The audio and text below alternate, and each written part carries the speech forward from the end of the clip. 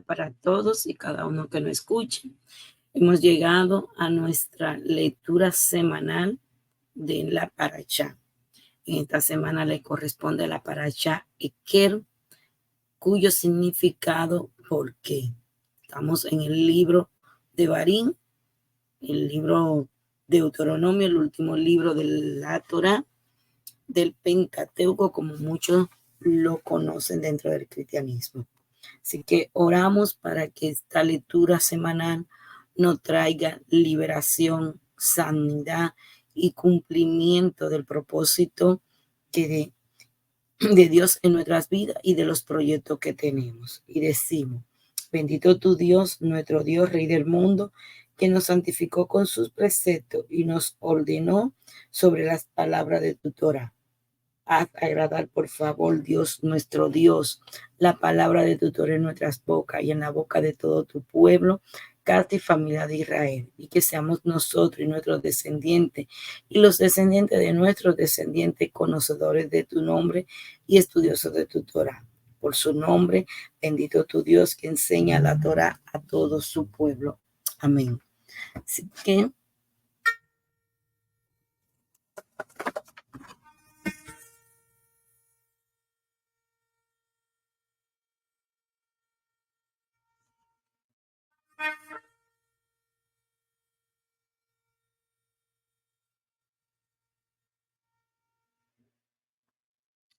la introducción a esta parashá lleva por significado Ekel, cuyo nombre, por su nombre Ekel, cuyo significado es por qué. En la introducción, a modo de introducción, vamos a ver cómo Moshe continúa alentando a la nación en que hay que confiar en Dios para asegurar el éxito de la conquista de la tierra prometida, así como para asegurar la bendición y abundancia de todos los aspectos de su vida. E insiste nuevamente que todo vestigio de idolatría ha de ser eliminado de la tierra. Se hace además otras advertencias y remembranza de los acontecidos en el desierto. Se ordena Misbó y la porción de Bellahal aparece en esta parashá. Así que aquí vamos a tener los siguientes temas, que es la recompensa en este mundo por cumplir los mandamientos, el aseguramiento de la conquista de la tierra, la lesión de fe a través del mal, de man, una advertencia en contra de la tentación de la prosperidad, remembranza del éxodo y de la tribulación en el desierto, la construcción de un arca temporal y la escritura de la segunda tabla, la muerte de Aarón, la elevación de los Levín, el relato de la reconciliación de Dios con el pueblo. Moshe se recalca que vieron los milagros de Dios con sus propios ojos, las grandes virtudes de la tierra de Israel. Se ve la segunda porción de la lectura del Shema, que lo hicimos la semana anterior. Reafirmamos de que todo lo que haya tocado la planta de nuestros pies será de ellos y que no habrá quien pueda con ello. Todo esto siempre y cuando cuiden los mandamientos de Hashem, amándolo y andando en sus caminos con gran apego al servicio a él. Tenemos para esta porción semanal 3 segulos. Sabemos que segulos son remedios, que si lo usamos van a dar sus resultados. Si lo usamos y lo usamos con fe, claro está. Esta porción contiene muchas bendiciones en esta parashá. Así que algunas de los versículos, entre estos tenemos que terminan con la lilla de Israel, que probablemente sea la segula para la Parnasá Tová. También donde se menciona Pejayá, que es segula para que se cumplan todas las bendiciones para educar a los hijos en el camino. La porción de los profetas o Hatará, de consuelo, que es bueno para quien necesita consuelo, ¿entiendes? Y para también consuelo por la destrucción del templo. Recuérdense que el Chava pasado se llamaba así el Chava del Consuelo. Así que esta paracha comienza hablando de la recompensa de este mundo. Significa por qué, cuánto, qué, a causa de qué. ¿Entiendes? O sea que esto nos trae una gran explicación donde se hace referencia a otras connotaciones de la palabra eker, que significa talón. La retribución será, si cuida a las misbos fáciles, es decir, los mandamientos fáciles, aquellas que aparentemente son menos significantes, que la gente suele pisar con sus talones. En la continuación describe Moisés una conquista milagrosa, expulsará a las naciones más grandes y poderosas que la tuya. Y en la continuación del relato le advierte que no podrán exterminar al enemigo rápidamente, pues la bestia del campo le atacaría. Así que aquí hay una pregunta. Si la victoria contra las naciones habrá de ser sobrenatural, ¿por qué se enfoca tanta importancia al fenómeno natural de la bestia? Si pudieron contra gigantes, ¿no van a poder contra bestia? Así que aquí el Rambano da una respuesta. Y es que si la gente se mantendría en su nivel de rectitud, no habría que temer ni de gigante, ni de diestro guerrero, ni de bestia. Más siendo que la naturaleza del ser humano es que después de una victoria tiende a inflarse, llámese ego, a pesar de que justo la reacción correcta, de que justo, sea justificable esa reacción que se tenga, debería de ser la contraria, someterse más al que le concedió los milagros. Así que Moisés temió que la rectitud del pueblo no habría de ser la idónea después de su victoria, y lo persuadió de las bestias, las cuales habrían de hacerles recordar que sí hubo victoria y que estas fueron sobrenaturales por la bondad del Creador. Así que esta porción de esta paracha, que es por qué, también significa talón. El erudito Rachi nos alude o nos explica que esto alude a que aquellos valores y misbó que ante los ojos de las personas parecen fácil y sin importar, la cual suelen pisar con los talones, incumpliéndola. La recompensa de aquí, promete la Torah, proviene de la observación de los misbó. ¿Entiendes? Porque la porción empieza diciendo, y será que si escuchan estas leyes y la guardan y cumplen, el Señor tu Dios te guardará del pacto y de la misericordia que juró a tus padres. O sea que si nosotros escuchamos y le está recordando, si escuchara estas leyes, ¿entiendes? Entonces, aquí está escrito en plural, dice estas leyes. Esto no hace referencia a... y también empieza a ver donde más dice, y será que si escuchan esta ley, está hablando este versículo totalmente en plural. Esto no hace referencia a que muchos oyentes estaban escuchando, ¿entiendes? Dice, el Señor tu Dios te guardará, en singular. O sea, muchos lo estamos escuchando, pero una sola persona en singular va a trabajar a favor de muchos, de muchos. Esto hace referencia a un solo receptor. El principal camino para nosotros alcanzar la divinidad es mediante los muchos, o sea, cuando estamos muchos puestos de acuerdo, pues todos y todas las cosas se pueden unificar, o sea, muchas cosas que hagamos, mucho que podamos estar unidos, nos va a llevar a la divinidad. Así que una vez que nosotros estemos unidos, podemos tomar nuestras bendiciones individuales, las que nos corresponden, pero estas se adquieren juntos.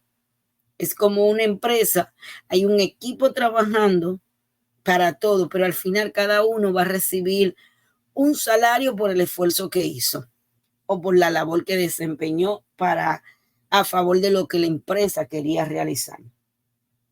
Así que Ekel, que significa literalmente talón, Moisés estaba diciendo, si ustedes hacen caso a Dios y a su Torah y al punto de extender la divinidad hasta su mismo pie, entonces Dios extenderá sobre ustedes su misericordia.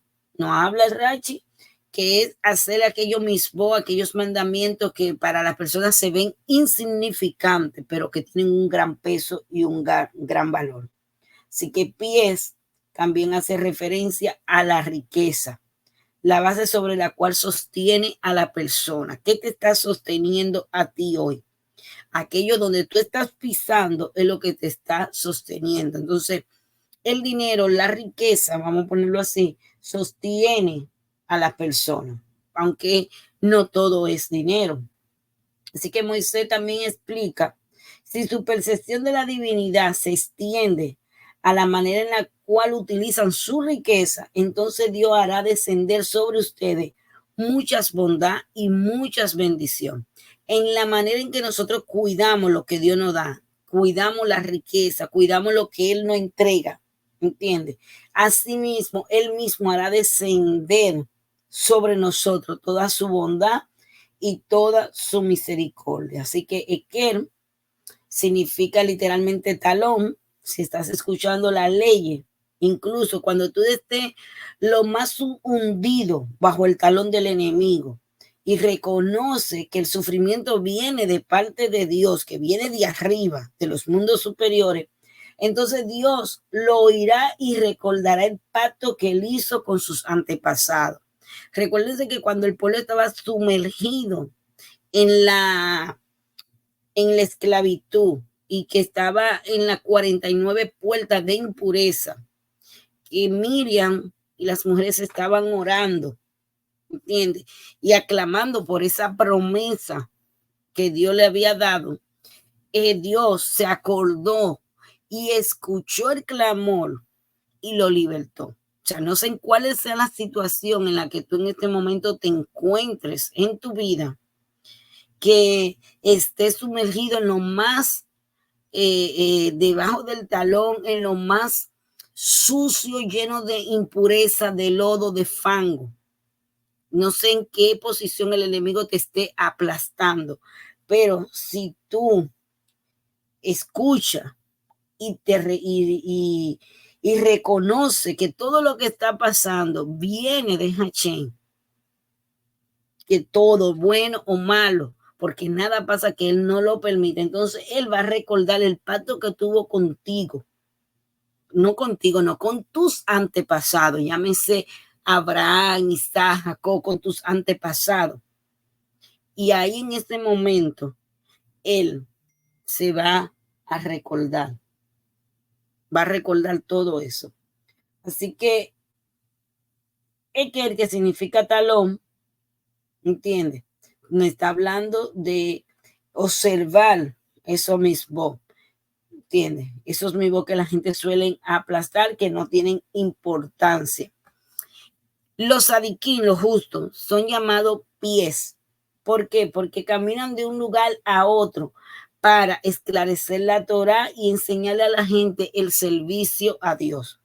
Cuando Dios emite un decreto de juicio en el mundo, Él se aconseja con los sadiquí y les revela los juicios que han de ser decretados en contra de las generaciones.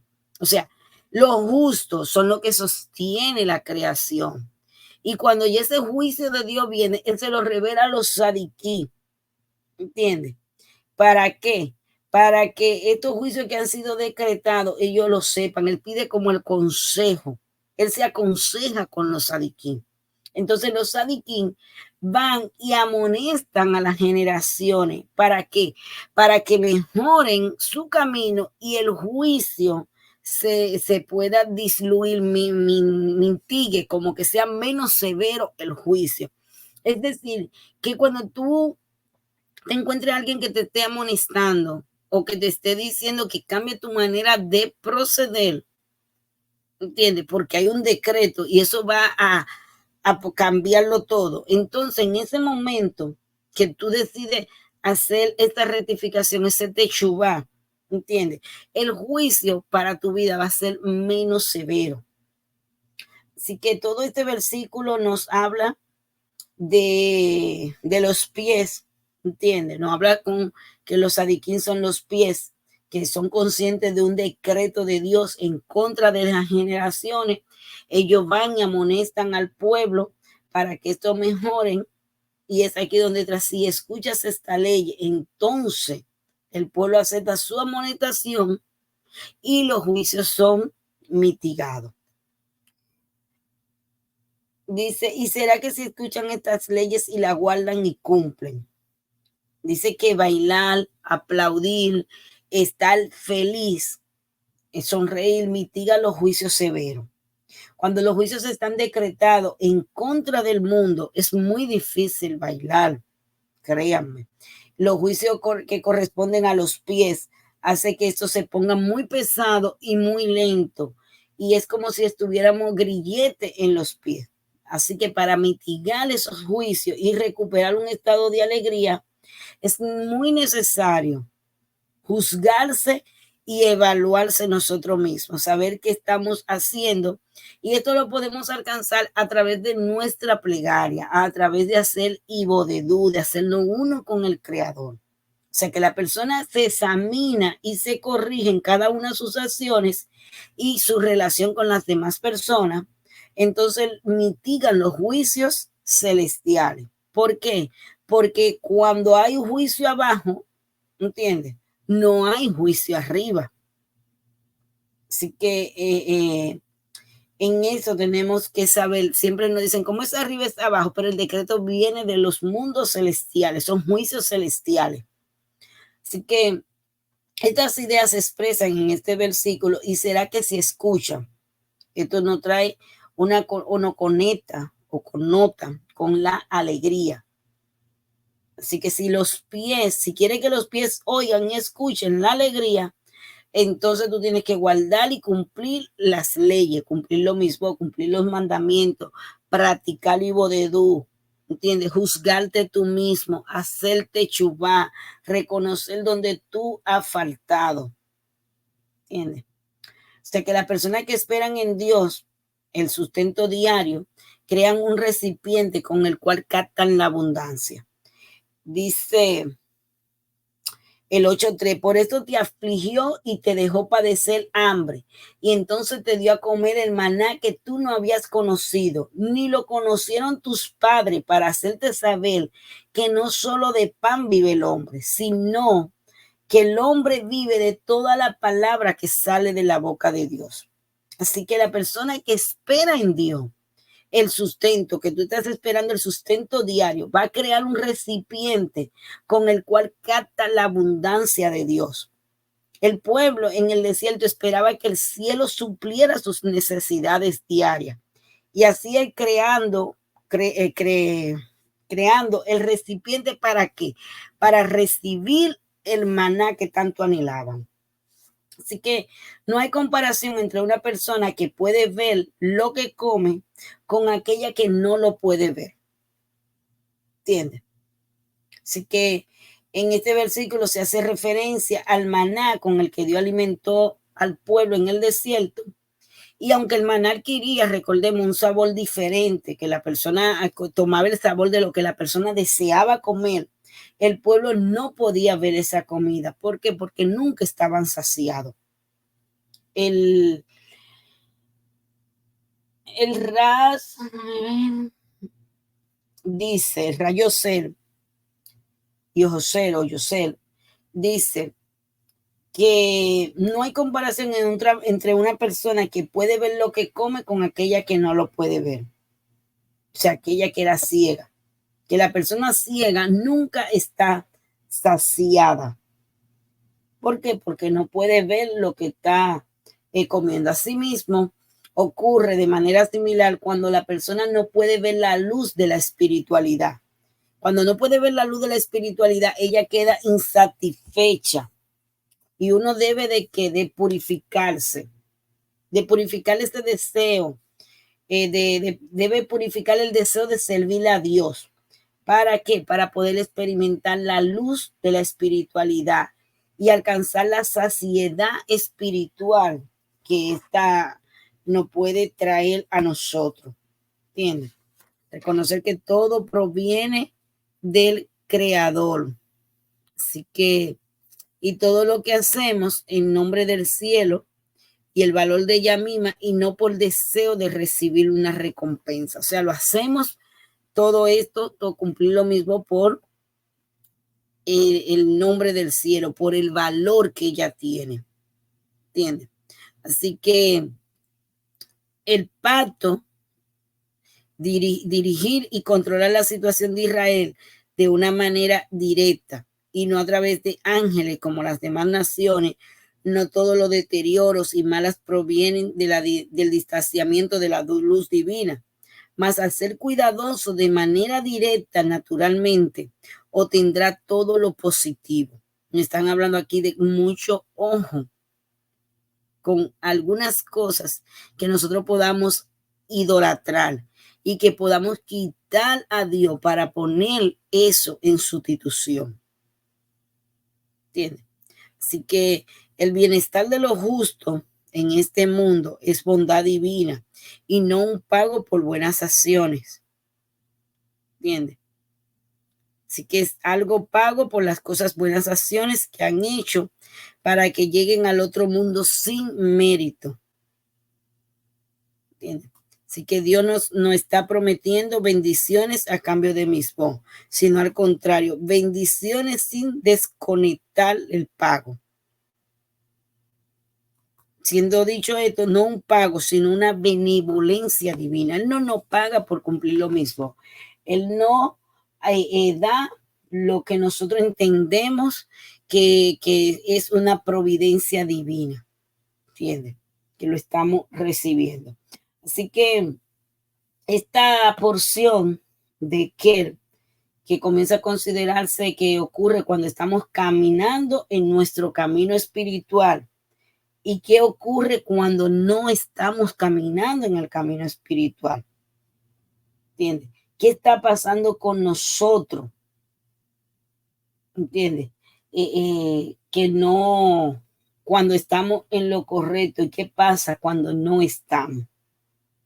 Así que la mayoría de nosotros no somos tan correctos, no que no estemos aquí, sino que estamos aquí para completar una acción que no pudimos en una vida pasada, ¿entiendes? Sino que a menudo estamos realizando más de una acción. No todo está conectado al mismo principio. Hay personas que viven que vienen a este mundo para dar beneficencia en general. Y hay otras que vienen porque necesitan ayudar a una persona en particular. Así que no obstante, en ambos casos, siempre hay una acción específica o una consecuencia de acción que es necesario corregir. ¿Entiendes? Así que tenemos que ser tan cuidadosos con una pequeña acción como con una gran acción, con una pequeña acción dadora como con una pequeña acción dadora grande. ¿Entiendes? Así que, ¿por qué? Porque eso va a traer una corrección. ¿Por qué? Porque cada uno de nosotros tiene sueños y tienes experiencias que nos dan mensajes relevantes. O sea, es importante que nosotros entendamos que estemos abiertos, no solo para recibir, sino también para actuar. ¿Entiendes? Debemos de saber cuándo nosotros andamos mal, cuándo estamos desviados del camino espiritual. Muchos de nuestros problemas es porque tenemos miedo a este conocimiento o no queremos hacer el trabajo de corrección necesario. ¿Entiendes? Entonces tenemos que abrirnos, escucharnos, ¿entiendes? No tener miedo. El rabí Namán de Breslo nos dice, todo el mundo es un puente angosto y lo más importante es no tener miedo de cruzarlo. Así que según el Zohar, cuando nos vencemos nuestros propios temores de saber qué tenemos que hacer, tendremos que regresar a este mundo una y otra vez hasta que completemos la acción. Así que esta porción de Eker, que es talón, ¿por qué? En consecuencia, si ustedes escuchan, ¿entiende? Es en un momento dado, todos tenemos desacuerdo con algunas personas. Y todo eso está perfectamente bien. El problema muchas veces es que la mayoría de las personas o la mayoría del tiempo normalmente no escuchamos el punto de vista de las demás personas. No escuchamos por qué nosotros no queremos simplemente no escuchar. Creemos que ya sabemos toda la información y que siempre creemos que nosotros tenemos la razón, que existe una verdad absoluta cuando no es así, ¿entiendes? Entonces, mi verdad es mi verdad y la tuya es tu verdad. O sea, pero si nosotros nos disponemos hoy a pensar internamente, si escucho lo que me están diciendo, tal vez tendrá razón. Entonces yo tendré que decir que cometí un error y no hay nada peor que eso. No queremos. ¿Por qué? Porque el ego está muy latente ahí. Así que rechazamos a escuchar y este rechazo a escuchar no solo nos lastima nuestras relaciones personales, sino que bloquea nuestra conexión con el Creador, bloquea nuestra conexión con la luz. Cuando nos distanciamos de los demás, el Creador se distancia de nosotros y eso está escrito en el Salmo 121:5. Dios es tu sombra. Ustedes van a escuchar algunas veces decir que nos familiaricemos con nuestra sombra, que abracemos nuestra sombra. Y es esto, nuestra sombra es Dios. Eso es lo que significa. Entonces, nuestra sombra también se mueve precisamente a la misma velocidad y dirección que nuestros movimientos. Conforme nosotros actuamos con los demás, Dios actúa con nosotros. El Creador no puede darnos más de lo que nosotros no le damos a los demás. Esto no quiere decir que Dios se enoje con nosotros cuando nosotros actuamos de manera egoísta, no, sino que nuestras acciones están acondicionadas. Esto es un boomerang. Si hacemos el bien regresa. Es como cuando usted medita, usted cree que usted está meditando porque usted quiere una bendición. Si lo hace así, no la recibe. Pero si usted medita y se convierte en ese canal por donde pasa esa luz, como pasa por usted, usted recibe. ¿Qué ocurre? Que el nivel más alto de la meditación son las letras hebreas. Con las letras fue que Dios creó la letra y le puso una energía y creó todo lo que existe. Al meditar en ella, estamos conectando con la energía primordial. Y esa energía primordial va a venir a nosotros, va a ser como un filtro y va a limpiar. ¿Para qué? Para que ella pueda pasar y llegar. Y como pasa por nosotros, nosotros recibimos esas bendiciones. Así que cuando nosotros nos rehusamos a ayudar a los demás, el creador se rehúsa. Pero si le decimos a la persona, entonces el creador nos dirá a nosotros. Deuteronomio 8:3 dice, no solo de pan vive el hombre, sino vive de todo lo que sale de su boca.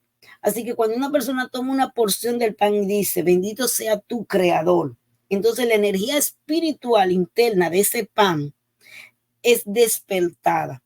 Por eso es que oramos al momento de nosotros comer, para despertar la energía que hay en esos alimentos. Dentro del marco del judaísmo, y ellos tienen diferentes plegarias para diferentes tipos de alimentos, pero nosotros en el occidente que no venimos con ese estilo de vida, podemos tener nuestra manera de elevar esas chispas de luz, de energía que están dentro de los alimentos con nuestras propias plegarias. Así que esa energía espiritual que está dentro del alimento, que viene para el alma. Y entonces así el alma va a tener un alimento más puro y mucho mejor. Así que nosotros tenemos que conocer y entender todo lo que nos esté aconteciendo. ¿Por qué? porque la persona muchas veces no pueden ver la luz y al no poder ver la luz de la espiritualidad van a quedar insatisfechas. Uno debe de purificar el deseo de servir a Dios para poder experimentar la luz de la espiritualidad y alcanzar la saciedad espiritual, ser saciado espiritualmente. ¿Por qué? Porque el sustento proviene de la bendición de Dios.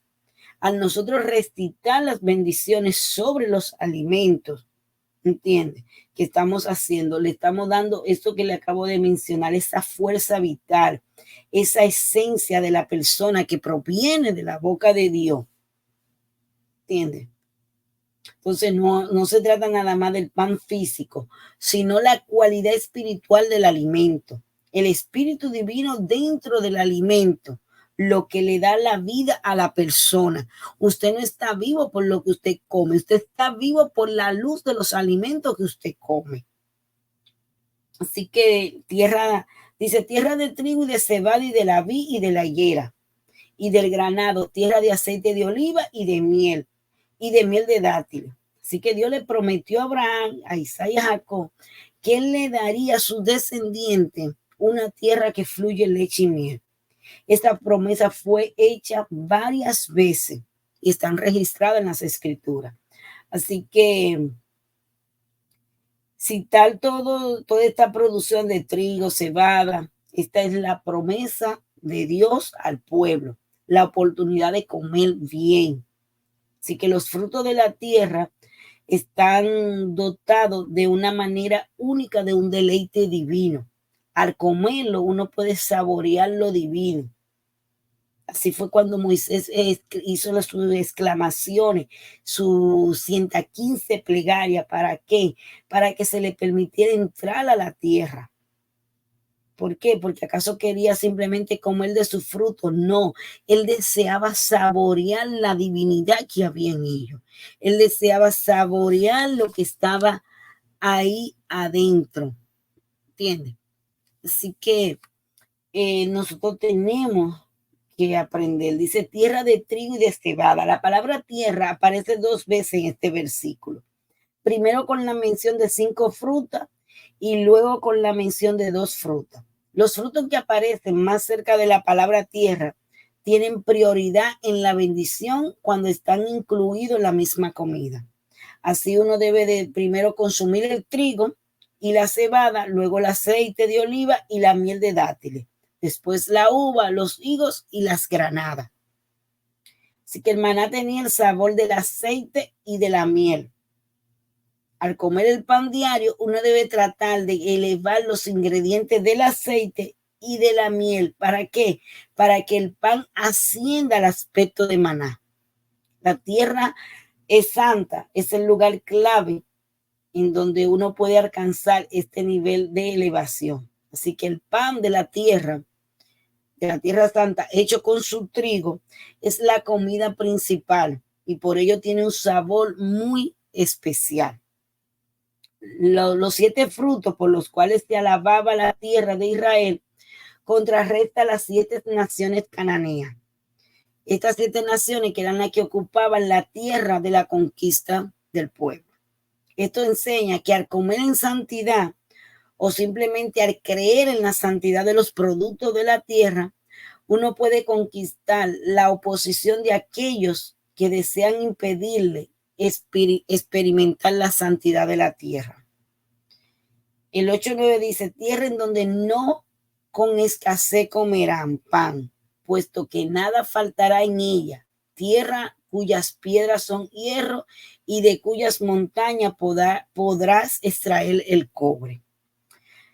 Así que la tierra santa no carece de nada. A veces las personas comen pan porque no le alcanzan los recursos para comer otra cosa. Si pudiesen comprar otro alimento, no lo comerían. ¿Entiendes? ¿Por qué? Porque no solo pan, sino muchas otras delicias. Podemos comer muchas, pero cuando uno alcanza la santidad de la tierra, come pan porque le ha quebrado el deseo de comer.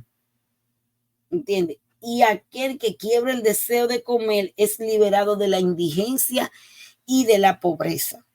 sea que tenemos que cuidarnos mucho de la gula. Y no solamente de la gula a nivel de alimentos, sino también de la gula espiritual. Hay una gula que es espiritual.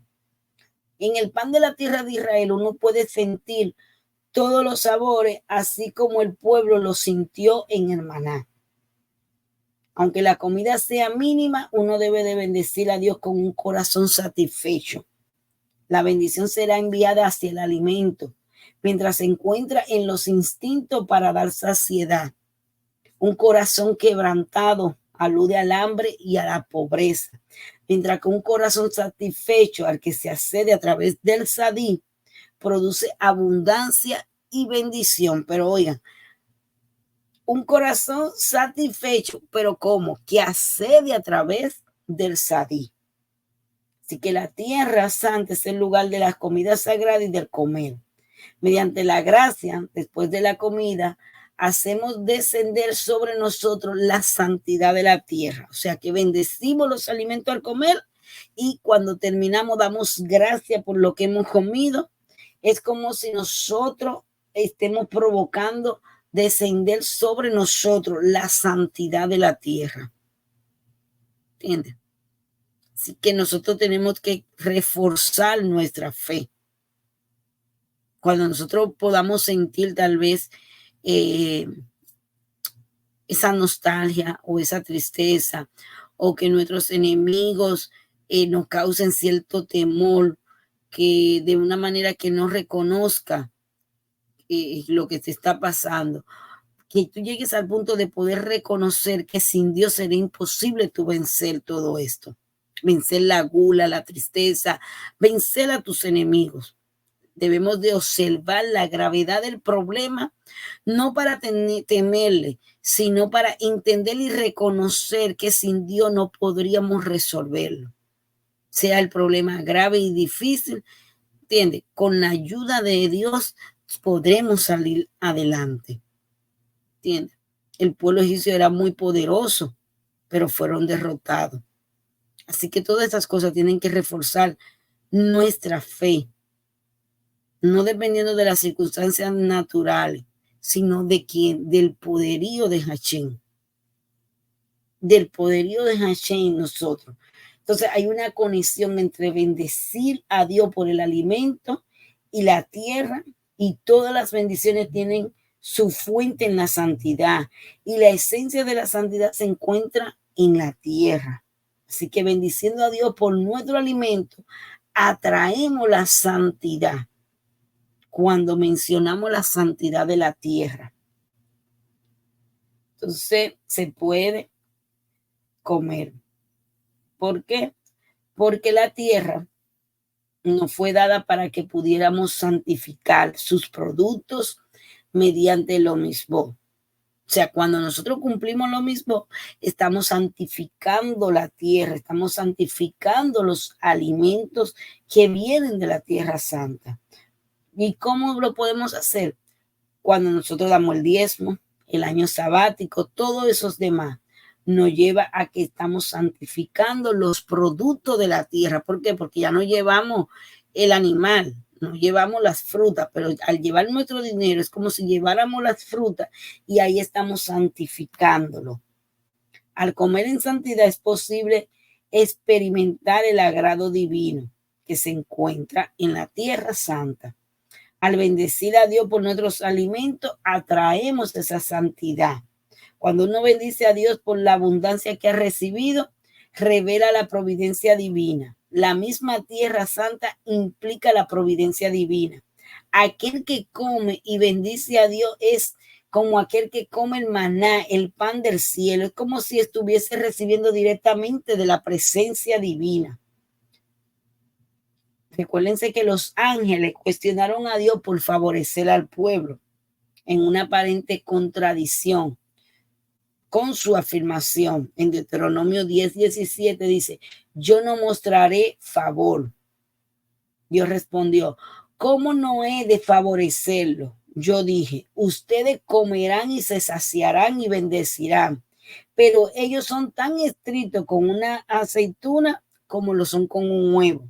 recitan la gracia después de la comida, aunque ya hayan comido solo un pequeño trozo, algo que tal vez nosotros no lo hacemos. Y esto lo que hace que indica que la persona encuentre favor a los ojos de Dios, cuando controla sus deseos de comer, sus deseos de la gula. Entonces, dice, no suceda nunca cuando haya comido y te haya saciado, cuando haya edificado para ti casa buena y habitada en ella. Esto se parece o este fue el pecado de Adán. Comer del árbol del conocimiento lo llevó ¿a dónde? A la arrogancia. El pecado de Adán hizo que todos los alimentos se corrompieran con una mezcla del bien y del mal. Así que es posible rectificar el comer de Adán comiendo en santidad. Estar contento al sentarnos a la mesa, al comer. ¿Por qué? Porque la mesa de hoy en día se compara con el altar del templo, sobre el cual se colocaban los sacrificios durante las ofrendas de los sacrificios. Los levitas ejecutaban instrumentos musicales y se regocijaban. O sea que comer en santidad nos permite purificar el acto de comer, separar y elevar el bien en la comida, y esto nos lleva a un aumento de la conciencia de Dios y a una rectificación de la mente y de la memoria. Así que a medida que avanzamos en la progresión de estos versículos, implica un daño en el comer, un daño en las manos y un daño en la fe, en la providencia divina, cuando dice, no suceda nunca cuando hayas comido y se enorgullezca tu corazón, de manera que diga en tu corazón, mi poder y la fuerza de mi mano me han procurado esta riqueza. Te acordará de Dios, tu Señor, porque eres quien te da el poder. O sea, si nosotros no tenemos cuidado con eso, vamos a dañar la fe en la providencia divina. La letra co, que es la fuerza, ¿verdad? Que es coa o coa, que significa fuerza, tiene un valor numérico de 28, la palabra coa, correspondiente a las 28 letras del versículo de apertura de la Torah en el comienzo. Aquel que cree en la fuerza de Dios rectifique ese daño. Coa, K de kilómetro, O-A-J, significa fuerza. ¿Entiendes? Y tiene un valor numérico de 28. ¿Entiendes? Aquel que cree en la fuerza de Dios rectifica el daño. O sea, que es posible encontrar chispas divinas de santidad desparramada por el mundo entero en los objetos inanimados como el oro, la plata, el dinero. Y al dedicarse a los negocios de manera honesta, uno eleva esa chispa. Pero si no se busca la divinidad dentro del oro y de la plata, uno sucumbe en la codicia. Su corazón se hincha de arrogancia y nos olvidamos de Dios. Y olvida a Dios. Entonces dice, ¿quién te condujo por el desierto grande y espantoso?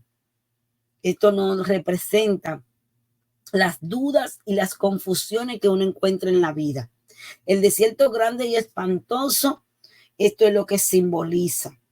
Ellos caminaron sobre las fuerzas del mal. ¿Para qué? Para vencerlas y elevarlas hacia el ámbito de la santidad. Nosotros tenemos la capacidad de caminar encima de la fuerza del mal. ¿Por qué? Porque tenemos esa capacidad para aplastarla. ¿Entiendes? Entonces, para poder vencerla y elevarla hacia el ámbito de la santidad. Así que ellos duraron 40 años. De esa manera similar, el pueblo ofrecía sacrificio en el templo en aras de las naciones, expiando por su mal y elevándolas a la santidad. La idea es que todo esfuerzo que ponemos en nuestros misbó o en nuestras misbón o bien para atraer la santidad hacia algún lugar, o bien eliminar todo vestigio de chispa de santidad, dejando ese ámbito vacío de vitalidad espiritual, retirando la vida del ámbito del mal. Entonces, tenemos esa capacidad. ¿Por qué? Porque dice, mi poder y la fuerza de mis manos. En el 8:17, de manera que diga en tu corazón mi poder y la fuerza de mis manos. O sea, todo esto está relacionado con el sustento, que se ve acosado por la mala inclinación, esa mala inclinación que abruma a las personas. Las personas creen o creemos totalmente que podemos ganarnos la vida solamente mediante nuestra fuerza de nuestras manos. Y muchas veces no prestamos ninguna atención a la providencia divina.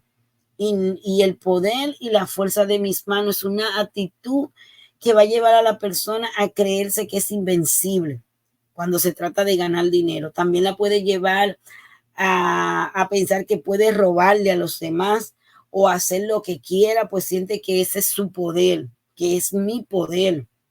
Entonces, no seas malvado ante tus propios ojos, no sea malvado significa no sea malvado delante de ti mismo, ¿entiendes? No, no, no, uno queda apegado como resultado del deseo del dinero. La persona no cree que es Dios quien lo sustenta y le provee. Y en su lugar se cree en su poder de sus manos, ¿entiendes? Está creyendo en él mismo. Entonces, lo que nos quiere dejar dicho esto, no seas un idólatra, no sea que quedes unido al rostro del otro lado. ¿Cuál es el otro lado? La oscuridad, las impurezas. Al pensar que son tu poder y tu fuerza las que te están dando el sustento, tú estás quedándote del otro lado de la impureza. Así que ese deseo de dinero es la raíz de toda la idolatría. Recordemos al Dios del mamón, el Dios del dinero. Tiene un valor numérico de 140. Esto incluye una unidad por cada letra paralelo de los 140 clamores de la providencia divina. Cuando dice, cuando exclama mi cabeza está pesada, mis brazos están pesados debido a aquello que sucumbe a la codicia. Se nos pone todo pesado por ese deseo de codicia. ¿Entienden? O sea que ese poder también alude a la mente, a los pensamientos con los cuales la persona considera cómo ganar dinero, la fuerza de mi mano al trabajo físico que lleva a cabo. Y ante estas dos conductas idólatras, la providencia divina clama mi cabeza, mi brazo. ¿Bien? O sea, le está diciendo, te acordará de Dios tu Señor porque Él es quien te da el poder. La plegaria es el medio principal para nosotros conectarnos con Dios. Uno debe de orar con energía, con todas sus fuerzas, pero muy comúnmente al orar nos vemos asediados por pensamientos impropios. Esto sucede debido a que las plegarias, que es conceptualmente el malhú de santidad, se encuentra en el exilio, se encuentra del otro lado, se encuentran en las fuerzas del mal y no dejan salir y la aferra con el propósito de dominar y gobernar. Entonces, la solución para esto es dejar de lado todos los pensamientos impropios y orar con entusiasmo. De esa manera se le infunden a las plegarias la fuerza para superar al malhú del otro lado y salir del exilio. Y esto le hace recordar a Dios que Él les juró a nuestros patriarcas, a nuestros ancestros, que no iba a redimir el plan de redención. Así que comer le da la fuerza al cuerpo, la persona que no come en santidad le da demasiada fuerza al cuerpo y debilita el alma. Así que dice, de modo que comerás y te saciarás, no sea que enorgullezca tu corazón. Te acordará de Dios tu Señor porque Él es quien te da el poder. Así que cuando comemos en santidad, uno recuerda a Dios y fortalece su alma. Él es quien te da el poder. Esto hace referencia al Dios que nos aconseja. Así que muy por encima de todos nuestros esfuerzos, el sustento proviene de Dios, quien aconseja a cada persona sobre ganarse la vida, las dificultades en la búsqueda del sustento. Todo esto va a surgir de las maldiciones de Adán, pero solo por la gracia de Dios es posible superar esas maldiciones. Y nos vamos a encontrar con el Shabbat, el día que nos hacemos ninguna tarea, es la rectificación de esta maldición. Así que Moisés comenzó esta frase con la palabra diciendo: oye Israel, tú vas a pasar hoy el Jordán. 9:1. Vas a pasar hoy el Jordán. Los sabios comparan esto con un rey que se comprometió en matrimonio con una joven dándole 2 perlas. Cuando ella perdió una de las perlas, el rey le dijo: has perdido una, cuida la otra. De la misma manera, el pueblo recibieron 2 coronas. Cuando fueron comprometidos en matrimonio por Dios en el monte del Sinaí, haremos y oiremos. Moisés le dijo al pueblo: cuando hicieron el becerro de oro, perdieron la corona de haremos. Cuiden la otra, el oiremos. Por lo tanto, Moisés comenzó diciendo: oye Israel. ¿Por qué? Porque hay que cuidar, y en este mes estamos rectificando el sentido de la audición, el oído. Así que no es suficiente con estudiar las enseñanzas de los sadí, uno debe de buscar y oír las enseñanzas de manera directa. O sea, yo la puedo escuchar aquí por este canal, pero usted necesita un maestro con el cual conecte y con el cual usted recibe esta besorá, esa bendición, esa Torah oral que va de alumno a maestro, donde el maestro te revela, te enseña a través de sus experiencias vividas y te la está transmitiendo. Por eso se habla de generación en generación, porque hay una transmisión, hay algo que se va pasando. ¿Entiendes? Así que cuando uno estudia de un libro que corresponde al haremo, nos inspira tanto, no nos inspira tanto cuando escuchamos algunas enseñanzas directamente del sadí, que corresponde al oiremos. Debemos hacer si queremos oír las enseñanzas. ¿Entiendes? Que el rostro, el alma, el intelecto del sadí puede encontrarse en los escritos, en lo que está diciendo. O sea, que al yo leer un libro de un sadí, tengo que tratar de que esto también se manifieste ahí. Así que cuando pronunciamos las palabras del sadí, al leerla en sus escritos, podemos oír y conectarnos con el sadí. Los 40 días intermedios que nos habla aquí acerca que Moisés hace mención en el 9:9, cuando dice: cuando yo había subido al monte para recibir las tablas de la piedra, las tablas del pacto que dio. ¿Entiendes? Moisés estuvo en el cielo durante 3 periodos de 40 días cada uno. El primero, desde el día 17 de Sivan hasta el 17 de Tamuz. Recuérdense que en Tamuz empiezan los días de oscuridad, que fueron días de compasión. Al igual que los últimos 40 días desde el primero de luz, que es lo que vamos ya próximo a entrar, hasta el día 10 de Tishri. Pero los 40 días intermedios, que son desde el 18 de Tamuz hasta el 29 de A, estuvieron dedicados a rogarle a Dios el perdón por el pecado de oro. Lo voy a volver a repetir esta parte. O sea, Moisés tuvo 3 periodos de 40 días cada uno en el cielo. Los primeros días fueron desde el 17 de Sivan hasta el 17 de Tamuz, que cuando bajó se encontró con el becerro de oro.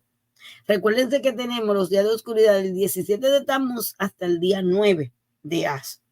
Pero del 17 de Tamuz, que fueron días de compasión, al igual que los últimos 40 días, que solo es a lo que vamos a entrar ahora, el primero de luz, hasta el día 10 de Tishri.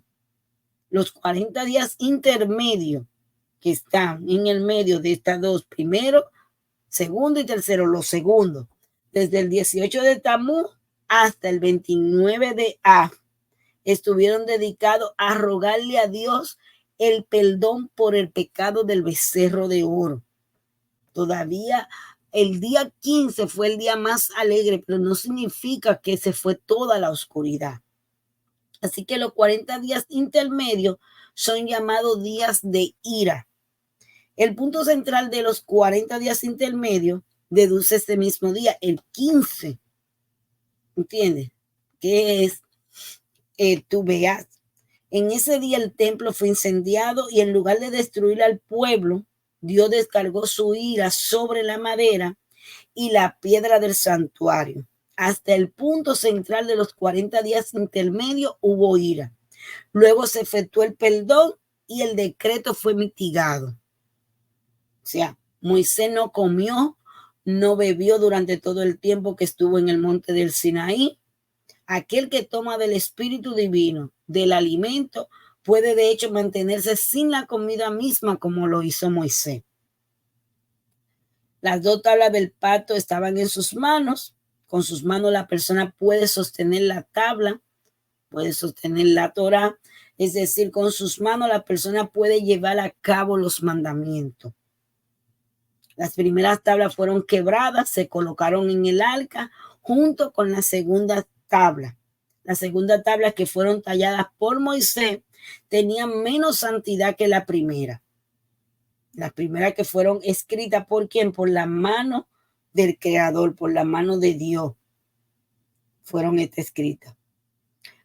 Y a partir del hecho de que la segunda tabla estaban colocadas en el arca, podemos comprender que ellas eran parte de la misma de la primera tabla, que se quebraron debido a la idolatría. Así que cuando uno haya quebrado su fe, aún puede encontrar un lugar dentro de las escrituras. Los hijos de Israel viajaron desde los pozos de Beni-Jaacan hasta Moserá, y allí fue que falleció Aarón, allí fue enterrado, y Eleazar su hijo fue nombrado Cohen. ¿Entiendes? Así que cuando Aarón fallece, las nubes de gloria desaparecieron, el pueblo retrocedió 8 campamentos hasta que volvieron a Montserrat y allí lo ensalzaron. De este modo es como si hubiesen fallecido en ese lugar.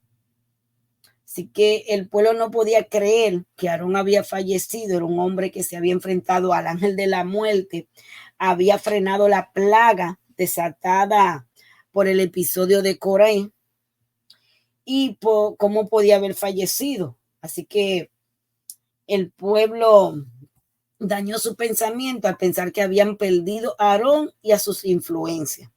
En verdad, en la medida en que las enseñanzas del Sadí pueden ser transmitidas de una generación a otra a través de su discípulo, el Sadí no muere. Entonces, en este caso, quedaba su hijo. Así que para corregir su error, Moisés le mostró al pueblo una visión de Aarón acostado, implicando con ello que si deseaban que Aarón continuase viviendo entre ellos, debían tomar sus enseñanzas por intermedio de su hijo. Lo mismo que se aplicaba a cada sadí. Esto mismo se aplica a cada sadí. Aunque lo hayamos perdido de manera física, sus enseñanzas permanecen con sus discípulos.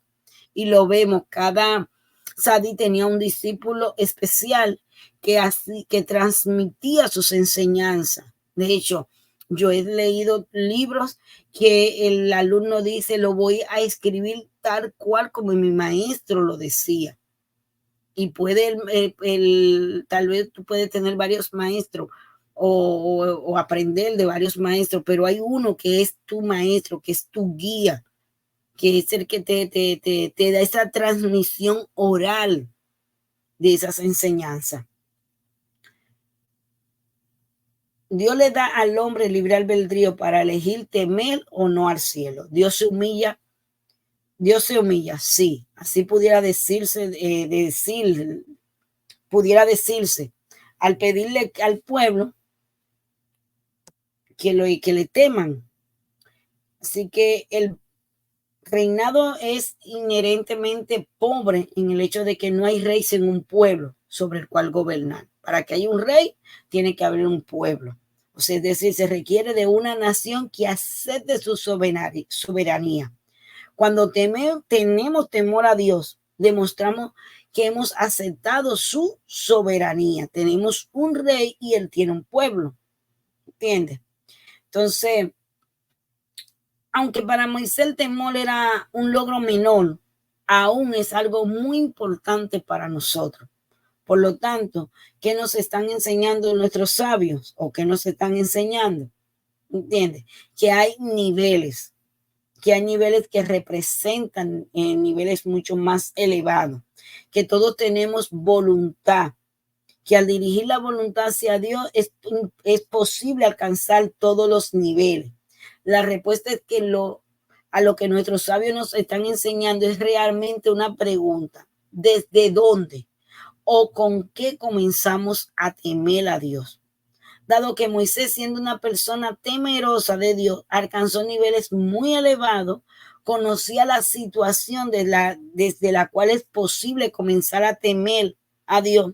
Así nos dio el punto de partida desde el cual podemos alcanzar el temor, que es mediante las enseñanzas del Sadí.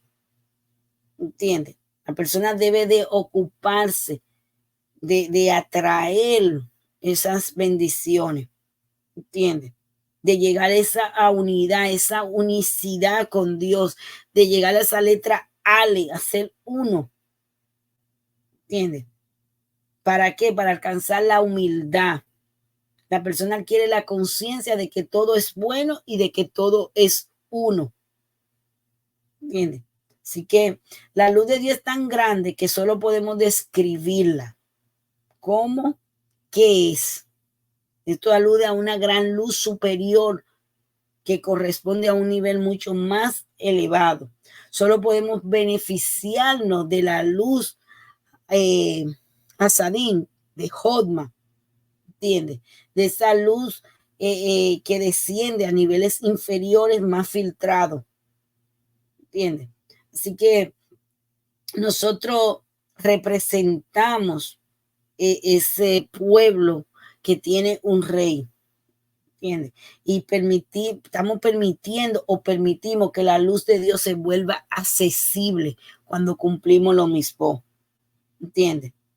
Así que es posible ascender a ese nivel de preguntas: ¿qué?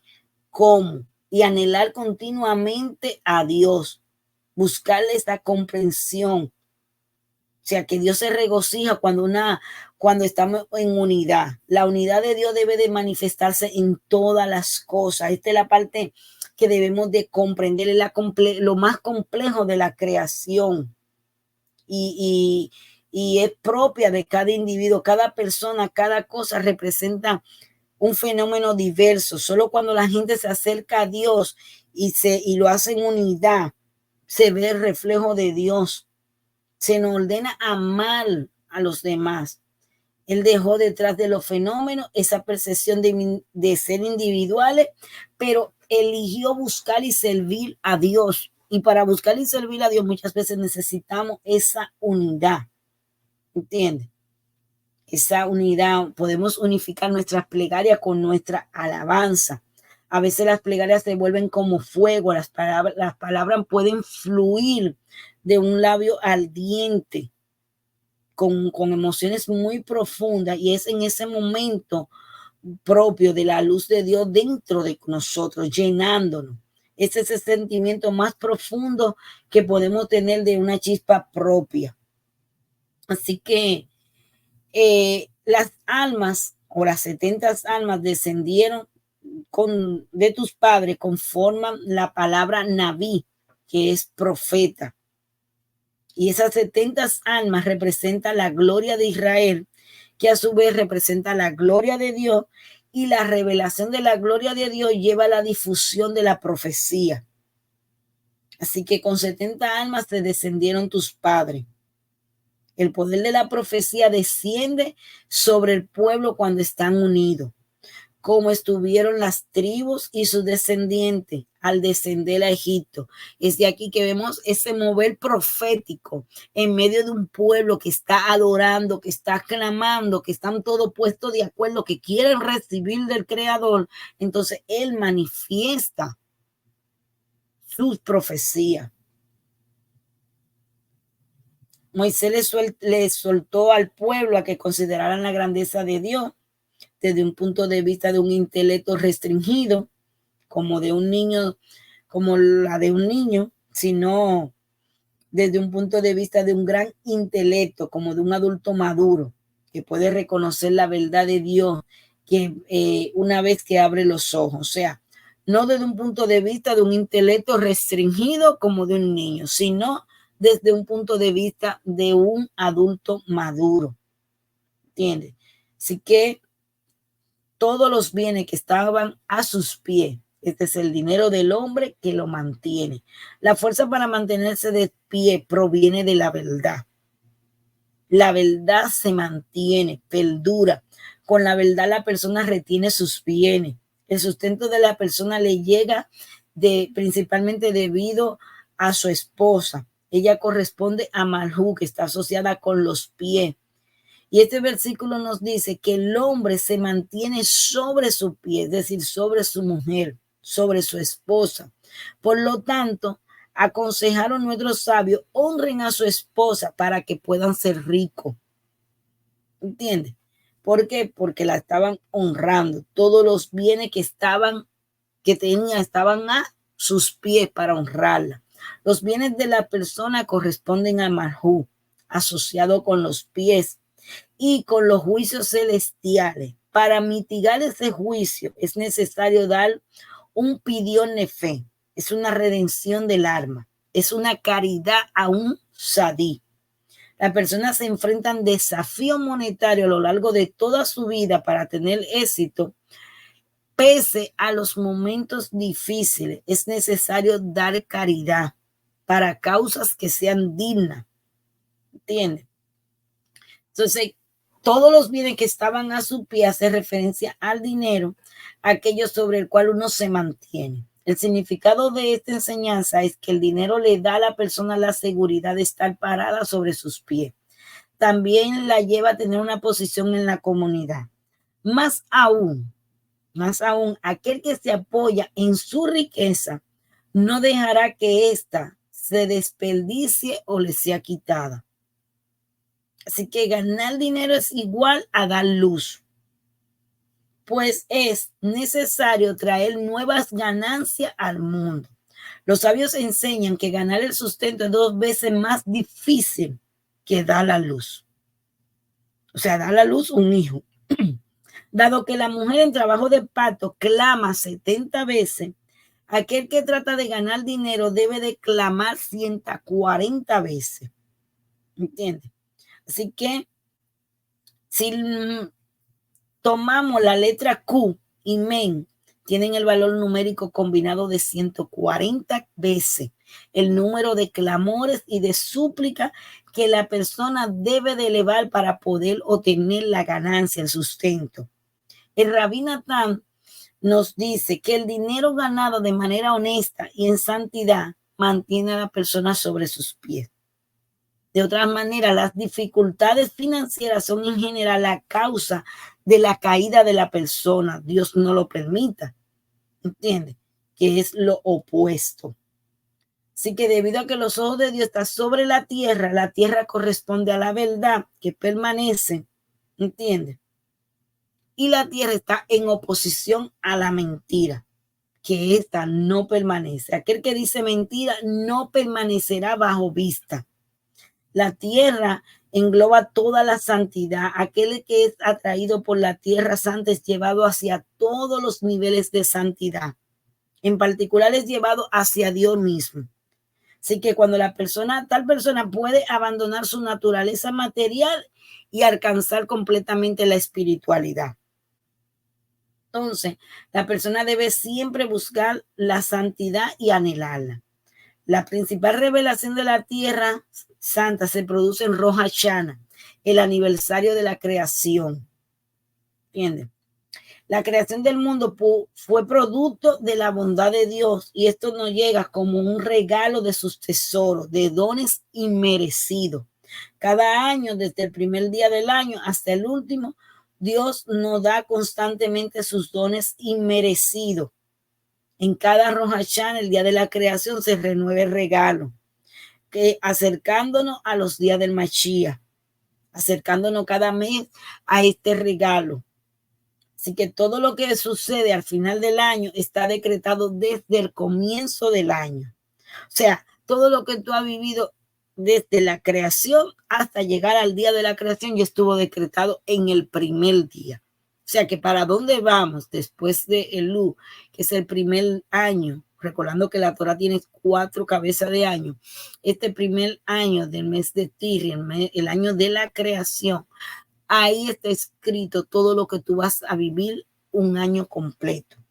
Así que la misión del hombre es conectar es conectar el tiempo con el nivel que está más allá del tiempo. Lo que sucede al final del año ya estuvo el potencial al comienzo. Aquel que comprende esta verdad puede ver el año como una unidad. Y cuando lo ve como una unidad va a poder ascender al nivel más allá del tiempo. En estos tiempos de Elú, en este tiempo de trabajo de introspección, en este tiempo de hacer techubá, arrepentimiento, pedir perdón, hacer estas plegarias, ¿entiendes? Nos va a llevar a conectar en ese viaje en el tiempo y ascender a ese inicio y moldear esa semilla. Este primero de Tiri, que es también un rocho de podemos moldear la semilla, pero en este caso no es cualquier semilla, es la semilla del año. Una semilla bien potente del año. Y nosotros desde ya tenemos que ir planificando esa semilla. ¿Cuál es la semilla que voy a plantar? Que voy a moldear. ¿Para qué? Para recibir los frutos de esa semilla. Porque la voy a plantar el día primero, que es luna nueva, pero no voy a recoger de una vez. Pero tengo que saber qué tipo de semilla estoy plantando y recordarla. ¿Por qué? Porque ella va a moldear mi año. Ella va a marcar un nuevo comienzo. Así que las plegarias diarias que fueron establecidas como un paralelo a los sacrificios comparten esta raíz de Tamí, que es conceptualmente la tierra de Israel, ¿entiendes? Tiene especial cuidado los ojos de Dios, tu Señor, está siempre sobre ella. Así que cada vez que la persona se pone de pie para orar, generalmente se ve asediada por pensamientos externos. La manera de evitar malos pensamientos o tales pensamientos es aplaudir durante las plegarias, lo que atrae sobre la persona la santidad. ¿Entiendes? Así que las plegarias diarias son un paralelo a que a las ofrendas. Cuando los pensamientos externos generan oposición a nuestras plegarias, ¿entiendes? El concepto de atraer la santidad de la tierra a Israel será una rectificación. Así que es necesario concentrarse en las palabras de la plegaria. ¿Para qué? Para que se nos diga de uno, ellos me honraron con sus labios, pero su corazón estaba lejos de mí, para que esto no se diga. Así que las plegarias especiales de Shabbat, de Rosh Chodet, de las festividades, del Tikkun Hazón, que son el lamento de la medianoche, el recitar los salmos, las bendiciones de los alimentos y un sinnúmero de plegarias más que puedan haber. También tiene la mente y bodedú, la plegaria privada, esa que tú haces tú cuando cierras la puerta, ¿entiendes? La cual la persona derrama su corazón delante de Dios en su lengua original. Las plegarias que uno compone, las plegarias que uno como que la hace a modo de poemas para Dios. Ese es un servicio del corazón, ¿entiendes? Así que cuando la persona merece beber vino en santidad, como cuando hace el kiddush o bebe de las 4 copas el día de pesa, este se sube a la cabeza, alcanza ese nivel Rosh, como nos habla el versículo 11-14, y le daré la lluvia a su tierra en su tiempo, la temprana y la tardía, para que recoja tu trigo, tu vino y tu aceite puro. ¿Entiendes? Pero si no merece beber el vino en santidad, la disminuye hasta que le llega la pobreza y la corrupción del pacto. ¿Entiendes? Así que debemos de hacer la paz en las alturas. Si la persona experimenta hambre y se ve abrumada por el deseo de comer, debe saber que tiene enemigos, pues cuando no hay abundancia, cuando no hay hierba, cuando no hay paz, ¿entiendes? Por lo tanto, abundan los enemigos. Así que es necesario dar vuelta y quebrar el deseo animal de comer y así atraer la paz de esta manera. Así que la hierba alude a los hijos, como está escrito, tus descendientes serán tan numerosos como las hierbas de la tierra. Uno merece tener hijos sanos, totalmente sanos. El momento principal para dedicarse a ellos es en Shabbat, que corresponde a la paz, al estar saciado y contento. ¿Entiendes? No debe de sentarse a comer antes, no debe de sentarse a comer antes de haber alimentado al ganado. Esto alude a las tendencias animales de las personas que deben de vencer conscientemente antes de sentarse a comer. Tan pronto como uno se aleja de Dios, es como si él estuviera sirviendo a la idolatría. En el momento en que la persona se aleja de la conciencia de Dios, es la fuente y la causa de todo lo que le sucede y cree que puede hacer algo diferente a lo que Dios le permite hacer. Es culpable de alejarse de Dios y de volcarse en la idolatría. Así que esto hace que la lluvia se disminuya, una disminución del sustento, y cuando no hay lluvia no hay saciedad, y cuando no hay saciedad no hay paz. La idolatría disminuye el interés de las personas por los demás. ¿Entiendes? Cuando no hay harina, no hay Torah. La idolatría disminuye el estudio de la Torah. ¿Por qué? Porque estamos enfocados en otras cosas. Entonces la persona no se revela en contra de Dios, a no ser que tenga mucha riqueza y se vuelva arrogante, nos dice Rachi. La tierra tiene una fuerza gravitatoria que atrae todo hacia ella. La cosecha representa una fuerza contrapuesta. Aquellos que empujan a las cosas lejos de su fuente de la tierra, de manera similar, la tierra representa la humildad, aquellos que la pisan, mientras que la arrogancia representa la fuerza contrapuesta. Así que el sádico corresponde a la tierra, mientras que la arrogancia corresponde a la gente cuyas palabras y actos impiden que los demás se acerquen al sadí. ¿Entiendes? Así que tenemos en esta parte que tener mucho cuidado. ¿Entiendes? Para que no perdamos lo que nosotros y no venga la ira de Dios sobre nosotros. La ira de Dios no solo tiene el objetivo de castigar, más bien es el medio de despertar a la persona en el retorno a Dios. O sea, en esos momentos de atribulación, en esos momentos que tú sientes que Dios te abandonó, Él lo que te está haciendo es su manera de Él llamar tu atención para que tú vuelvas a Él, para que tú retomes el camino, para que tú empieces a buscarlo y para que entonces Él pueda comenzar a curarte. Recuérdense que en este mes tenemos el arcángel Rafael, tenemos la sanidad ahí de las manos. Así que uno debe de aprender a aceptar. ¿Entiendes? Uno debe de ocuparse de aceptar la ira de Dios y el temor al castigo y considerarlo para nuestro beneficio como un hélice de vida, como una medicina para la vida. Así que si uno lo merece, ese hélice de vida va a ser todo mejor. De lo contrario, se puede volver una porción mortal. ¿Entiendes? O sea que nosotros tenemos dentro de las escrituras dos poderes: vida para la vida o para la muerte. Una persona puede encontrar la vida, mientras que otra puede hallar el sendero hacia la muerte espiritual.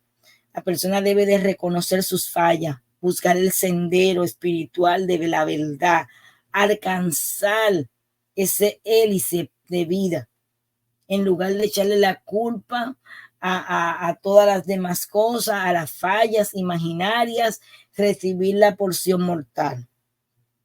¿Entiendes? Así que la persona que estudia la Torah, que da vida, puede sin embargo hacerse daño y traerse la muerte si estudia con arrogancia. Mis palabras sobre el corazón de cada uno. Cada persona es diferente y va a comprender de manera diferente. ¿Entiendes? Así que cuando estamos solamente en unidad, podemos realmente recibir esa porción divina. ¿Entiendes? Así que Las primeras palabras del poder del habla influye sobre los niños para acercarse a Dios y de acercarse a la espiritualidad. Las mezuzó que colocamos en la puerta representa el rostro de la casa, dado que es la primera cosa que la persona ve al entrar. ¿Y qué pasa? El rostro de algo refleja su vida, su vitalidad.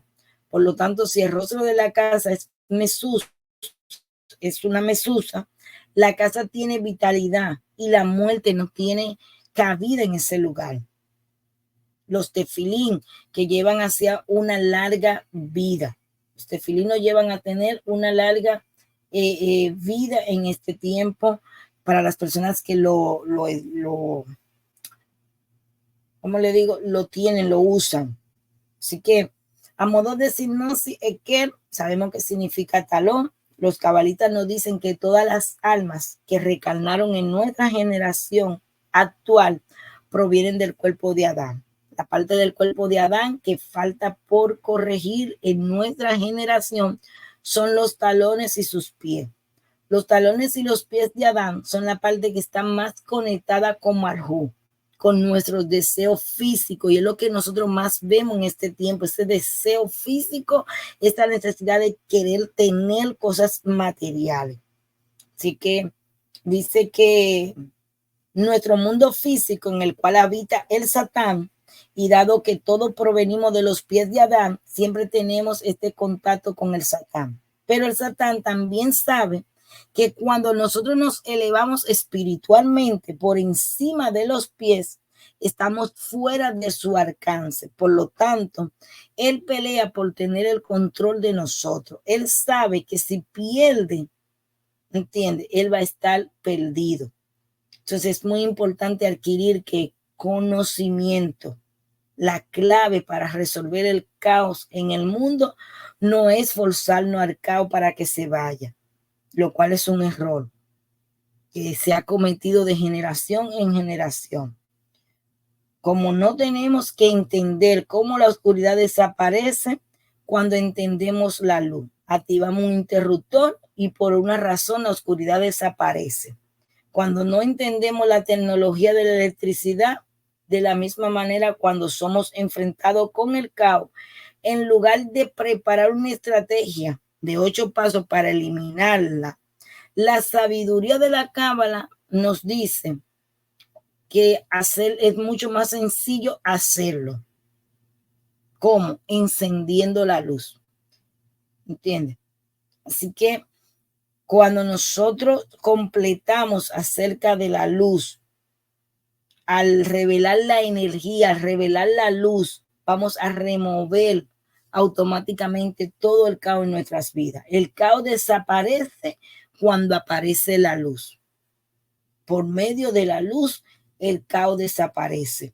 Así que si está lidiando con una situación caótica, si está tratando de remover obstáculos, si está luchando a un nivel físico con algo que esté ocurriendo, si te han quedado cicatrices de algún dolor, ¿entiendes? Si tienes algún problema y no sabes cómo resolverlo, no sabes cómo eliminar la oscuridad, solamente empieza a encender la luz dentro de ti. Empieza a hacer las cosas mucho mejor. El cerebro es la parte central nerviosa del cuerpo, ¿entiendes? No muchas veces no va a sentir cuando somos como el cerebro, sintiendo a todos los demás, pero no sentimos nuestro propio dolor, recibimos más bendiciones en nuestras vidas. Hay bendiciones para ti cuando tú dejes que la luz empiece a acompañarte, ¿entiendes? Cuando lo que tú no puedes cambiar o superar, ¿entiendes?